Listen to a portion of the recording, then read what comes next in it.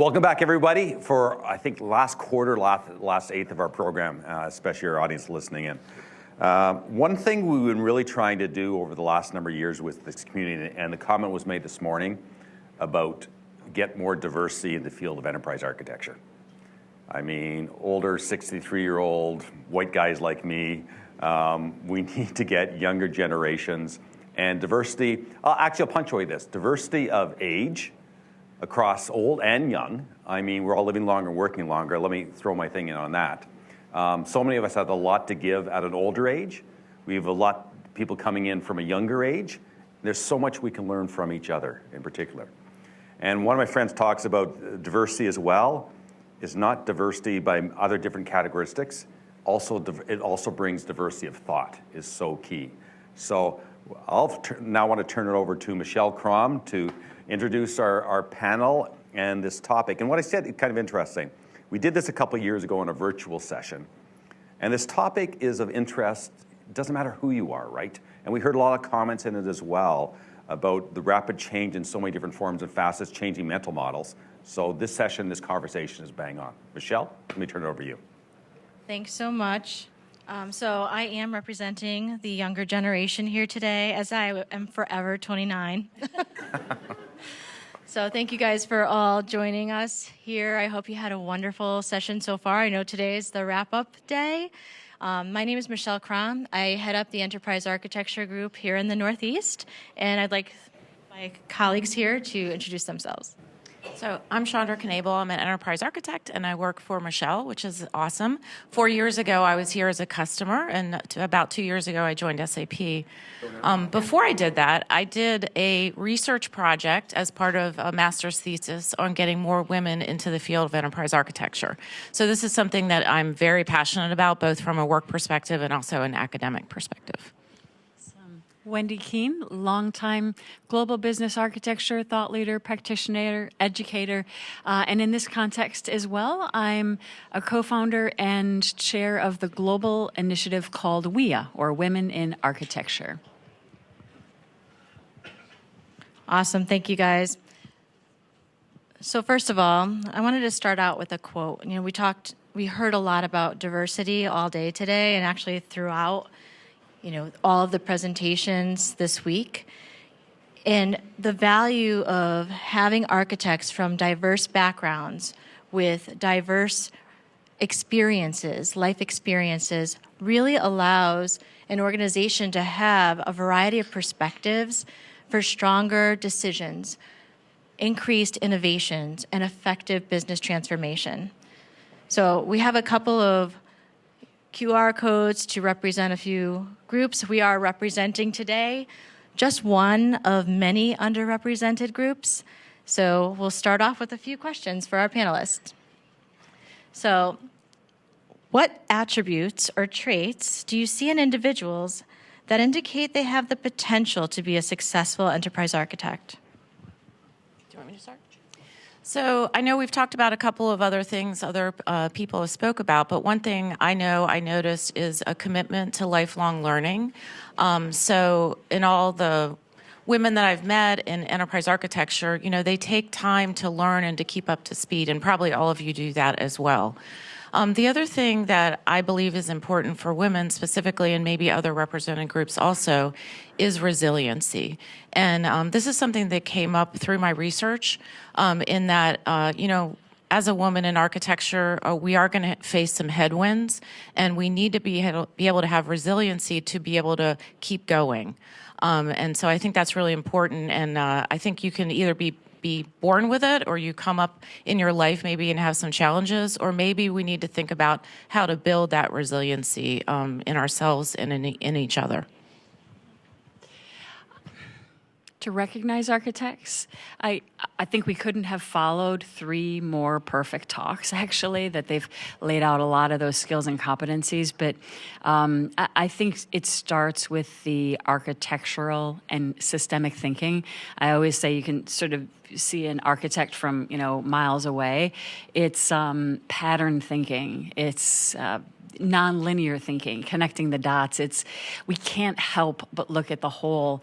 And I think also more relevant than ever is just going back to our conversation with the drill, right? Being able to tie something that we're doing back to the bigger picture and to the business context, to the business value, to the business direction. And then I think there's a lot of human characteristics. There's a book by Greg Orm. It's called The Human Edge, and it actually came out before the pandemic, but and before Gen AI. But he said in our world of AI, we need to be more human humans. And so he has these 4 C's, which are curiosity, creativity, collaboration, bringing people together in organizations and ecosystems, and also consciousness, which is sort of this purpose, and just, I think, really strong communication as well. Yeah, I would just add and echo that curiosity has been something that I've seen as a very prevalent trait to those who are successful in this role, in addition to strategic thinking, right? So if you see anyone, regardless of what their background is, who is a strategic thinker and who is naturally curious about everything, those tend to be folks that do very well in this type of role. So how can we nurture those skills and abilities in the next generation? Well, I think we need to start young. I think it starts with school, right? And teaching kids systemic, systems thinking. I mean, even looking at how we teach kids, the subjects are separate, right? So we sort of build that siloed mindset, maybe subconsciously from the very beginning. So teaching kids that, and I think it's also bringing the architecture profession to kids, making this cool, right? Like there should be children's books about how cool and interesting it is to be an architect. So I think some is socializing then and also for building the next generation. They're in our organizations now. And, being able to identify these things, architects can path in from a lot of different areas in an organization. And so just creating the awareness of the power of architecture and sharing our wins and again kind of making it cool and interesting and so that other people want to learn more and try it out. Okay, I love the idea of a children's book about enterprise architecture. That's hilarious. That's awesome. So I think that I always try to explain to people the power of encouragement.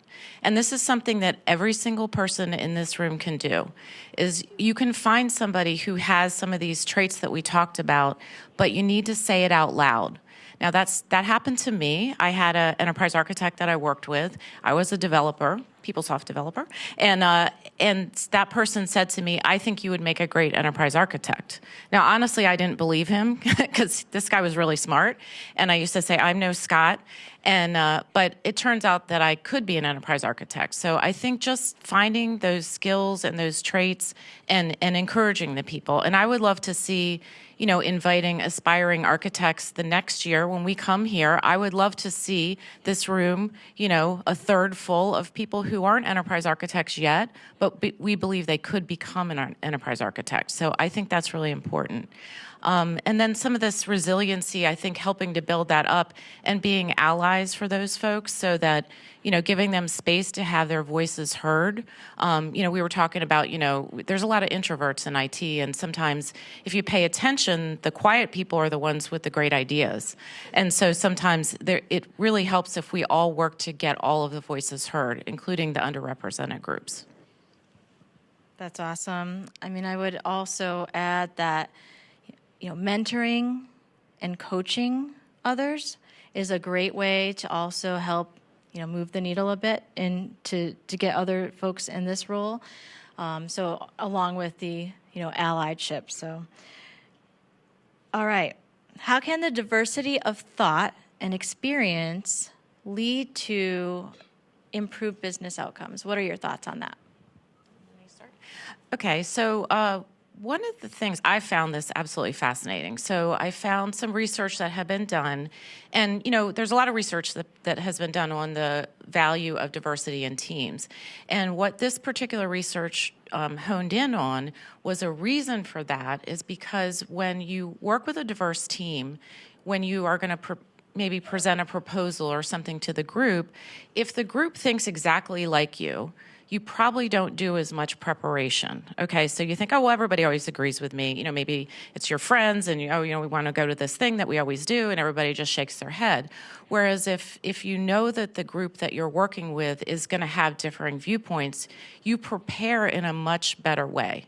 And so that's kind of a cognitive thing that happens. So it increases the quality of the decisions that are made and the creativity, because you have to be able to account for, everything that might be challenged. So I think that is a really important reason for diversity. And it's not just the right thing to do, which it is the right thing to do, but that is a business outcome that we can get from this. Ooh, I love that so much. And because different people, different abilities, perspectives, thoughts that we bring to that. I also think when we're building solutions or doing things, of course, we can see bias from different angles, right? We can recognize by having our voices and perspectives in the mix. And that's not just systems, right? Of course, that's maybe the obvious one that comes to our mind, but even physical things and physical products and how other people will perceive and interact with them.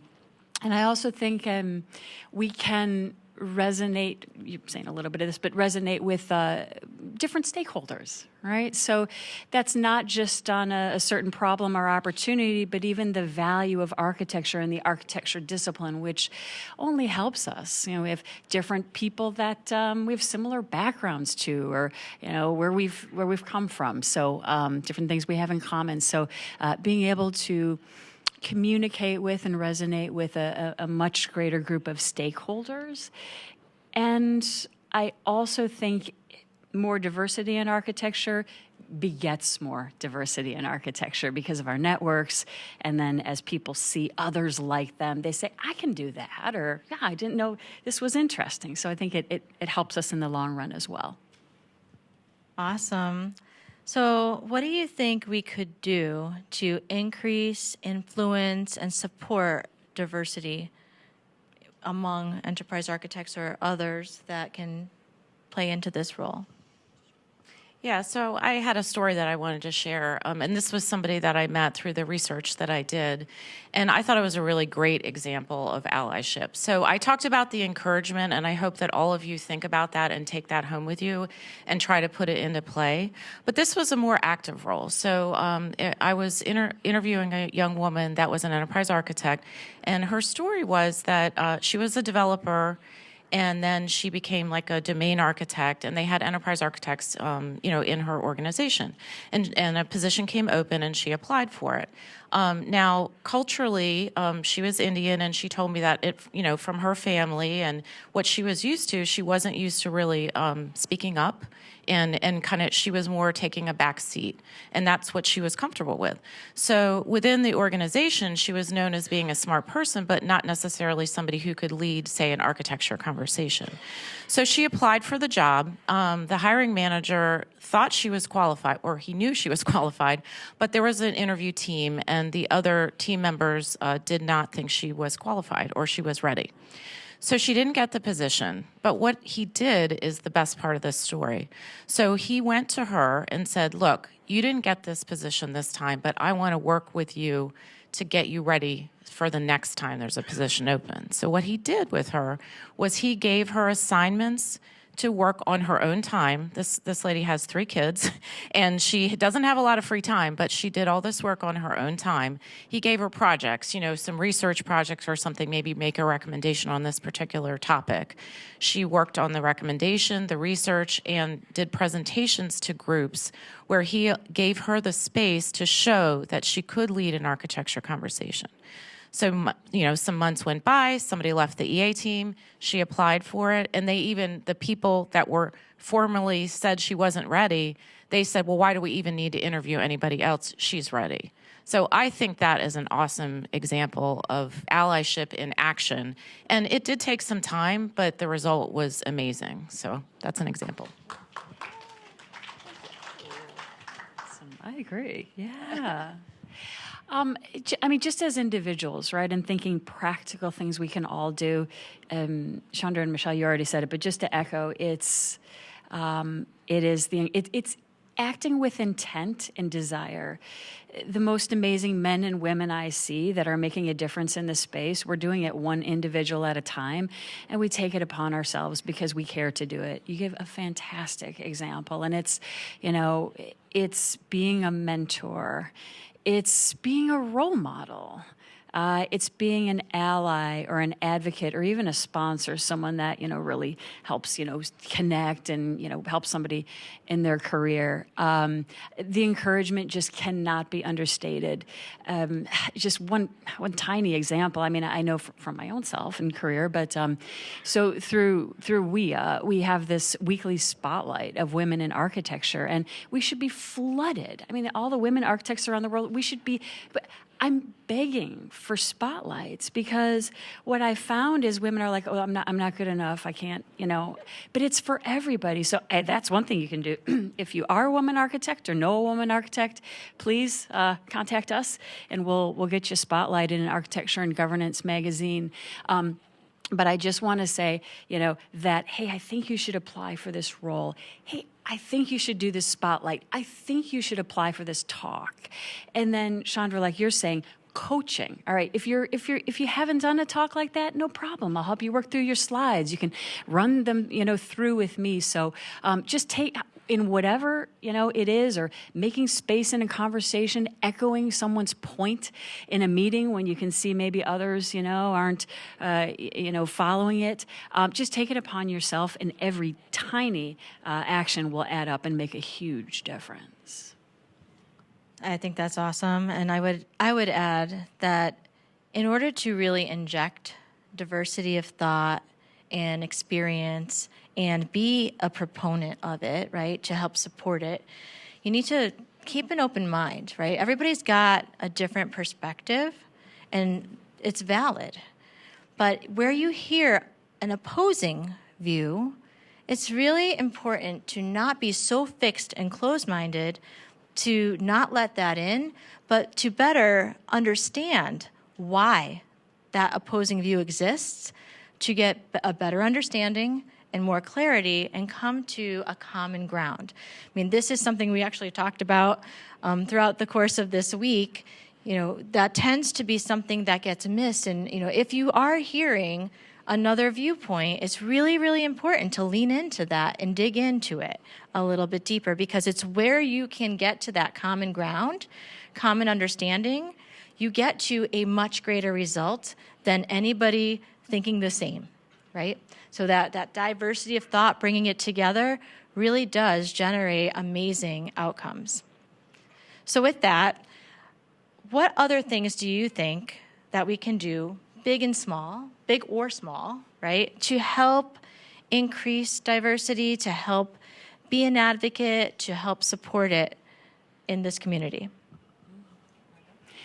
Maybe talking from the organizational level, right, because we kind of talked to individuals before. It goes back to intent.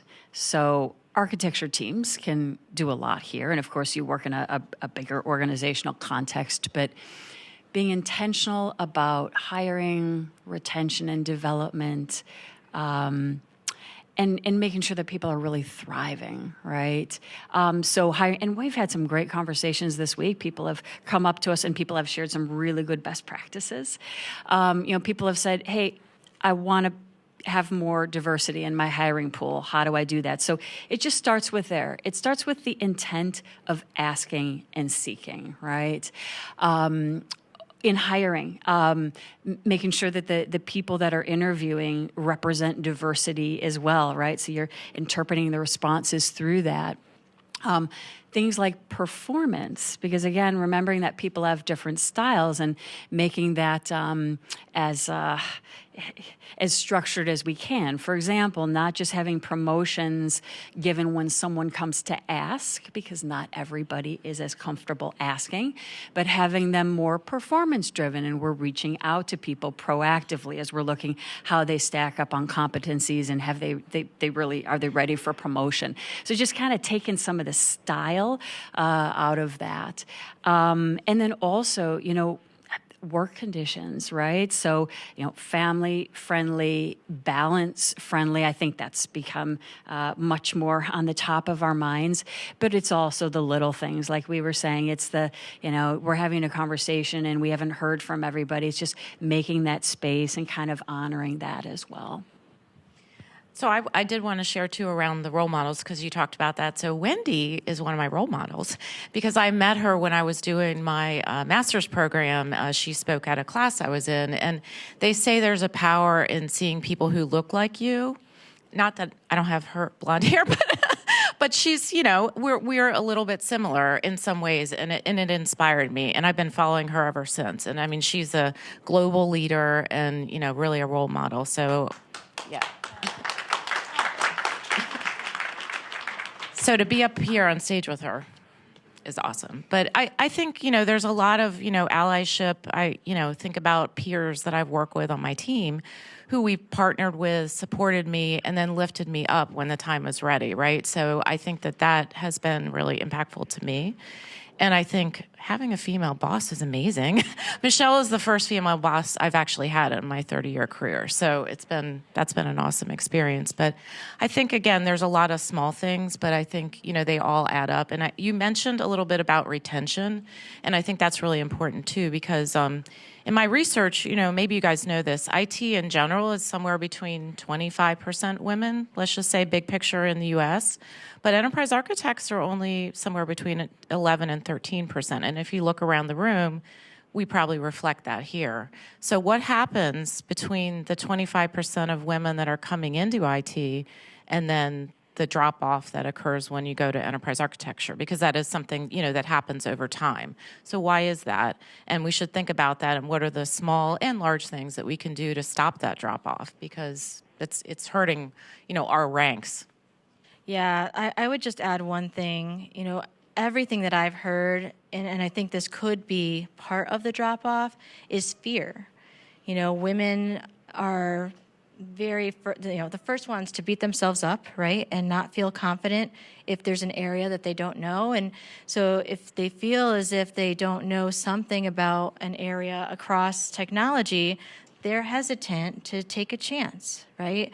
They feel like they need to know it all out of the gate. And honestly, as an enterprise architect, I want a show of hands of anyone in this room who knows everything.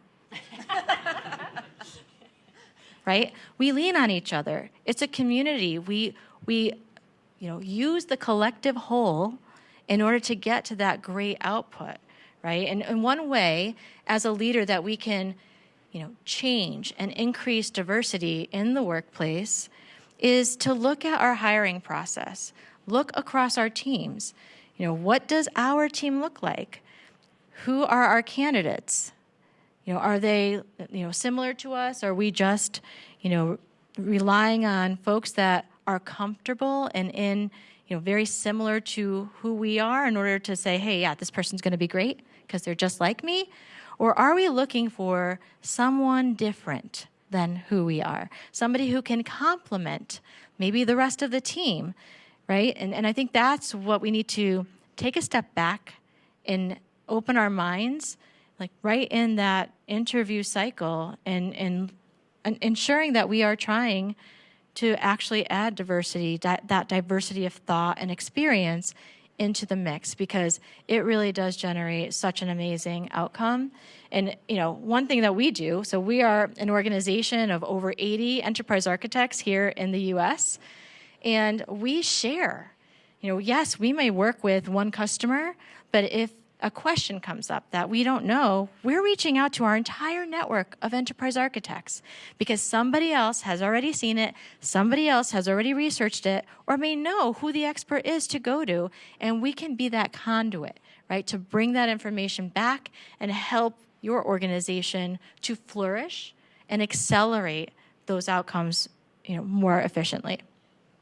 So with that, I know we're a little running out of time, or not out of time, but we wanted to leave a little room for Q&A. So I wanted to thank our speakers here today, and I wanted to open up for any questions that you may have around, any of the topics that you may have heard. Yeah. I'm not going to answer. You've just volunteered to go around the room to anyone who raises their hand. You know that. Great job. Is it working? Yeah. So this conversation has made me quite emotional.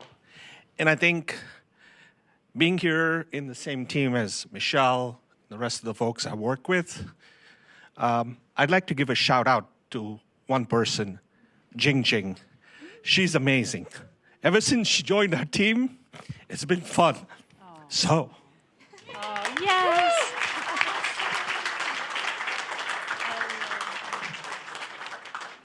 I agree. Me too. Any other questions? Or shout-outs.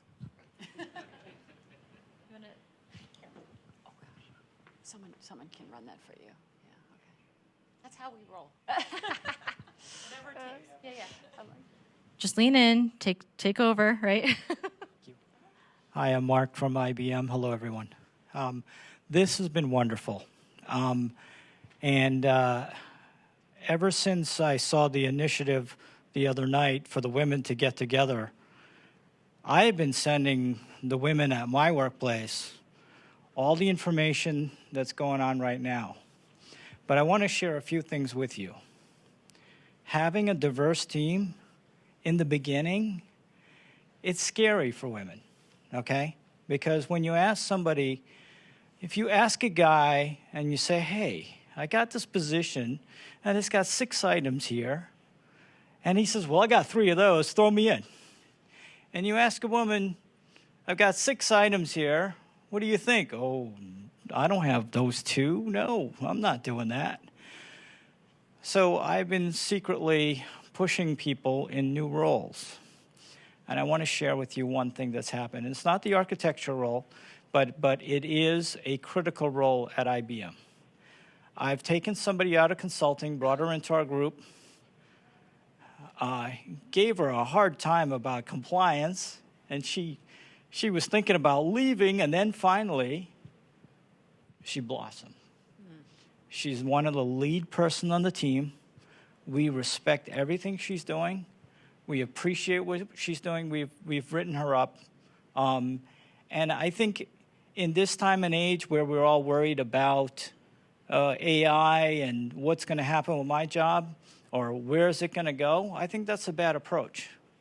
I think you need to master it. I think you need to look at it as where you are in your career path and how you ride that wave in when you come into your retirement. So basically, you can't do this alone, folks. And you do need a diverse background. So I just wanted to share that. And thank you for what you folks have done. It's really wonderful. Thank you so much. Thank you. We have time for maybe another 1 or 2 questions. Okay, good. Somebody else doing that. Hello.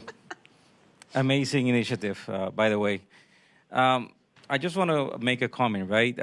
We're enterprise architects. We are bombarded with problems, issues, and in many occasions, the last thing we think of is diversity. We think of, how do I solve this problem? How do I talk to the business? How do I talk to my technology team? How do I talk to the delivery team? And the message is, we need to make space. We truly need to think about this in our enterprise architect teams and find a way to make space, not only for women, for the diversity of thought, because it's very important. And it makes a big difference. Right on. Totally agree. Any other questions? Oh. Check. Is this working? Okay. Hi, everybody. My name is Suma. I'm actually kind of not supposed to be here, but shout out to Paul for giving me the clearance. Just for some reference, I'm a semi-recent graduate. I recently graduated with a degree in entrepreneurship.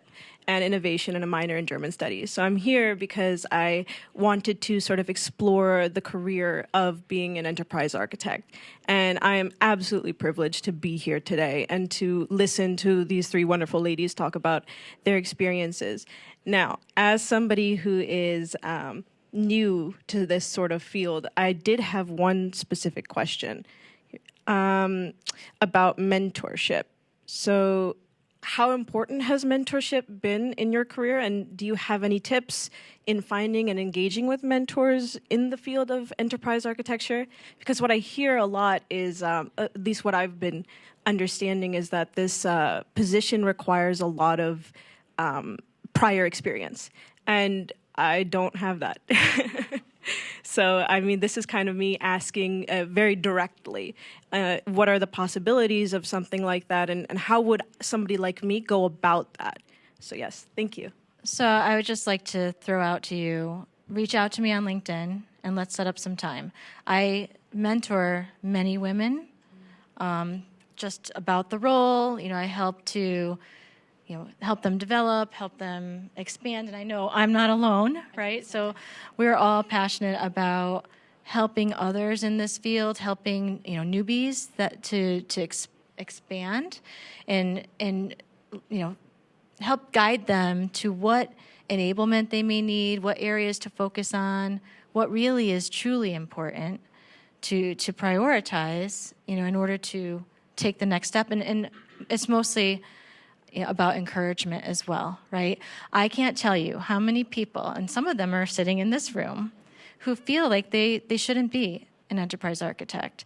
But if you see something in someone and the capacity to learn and the capacity to go beyond, you need to say it. You need to let them know. You need to raise them up, right? And give them those challenges so that they can flourish and truly be successful, right? They're going to be our next leaders, and we need to help develop them, you, everybody, right?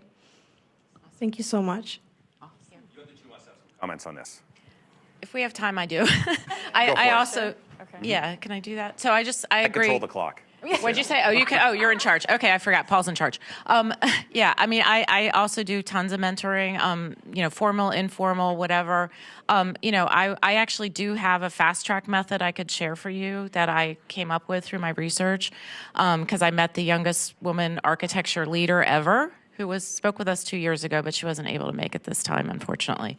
But I would also encourage education. So I did a program through Penn State. They do have a certificate program that is only 3 classes in enterprise architecture. And then there is also the SAP Enterprise Architecture Certificate. And of course, there's always TOGAF for fun. But those kind of things are good. But next time next year, I want more people like you here. That's exactly what I'm talking about. Thanks to Paul. Thank you. Oh, wait, one more. And I have just- something to add. And just briefly, Women in Architecture, we're formalizing mentoring programs there, so that's a place to go, and it's free. Also, find a company that does good apprenticeship, right? That's how we all learn in this role, no matter whether we're new or not. And do just what happened here, which is take it upon yourself and find your mentors. That's how we do it. So I'll give you a lot of credit, too, because we did a session here on October 5th, a full-day meetup, and you took the time to come and spend the time of the day and then come. Well, you somehow decided to come back again. But thank you for doing that, and thank you so for much. speaking out. Oh my, please. No, it's my pleasure. Thank you so much for having me. Thank you. So I have one more thing to ask this crowd. It's interesting. I remember doing something with ASAG a number of years ago. We did an event, a different kind of EAM, was Enterprise Asset Management, and I asked people in the Reg Forum. There were a Reg question I inserted. One was basically, are you interested in being a mentor, or are you interested in being a mentee? So, and one thing we need to remember as a community, we're there to help many, right? So the question I would have in this room, out of curiosity, how many of you, probably most of you, other than this young lady, is not in the mentee class, but some of you may be, but how many of you would be interested in being a mentor? Raise your hands. So that's a pretty great collection of hands, but the thing is, no one probably asked, right? You folks have been asking me so much these past few days, not just amazing feedback from the event, but thank you, thank you, thank you. But basically is, how can I help? How can I help? How can I help? And what you ladies just reminded me of the fact that how you can help is help mentoring others. So stay tuned for more on that, and thank you, ladies, for this great session. Thanks for having us. Thank you.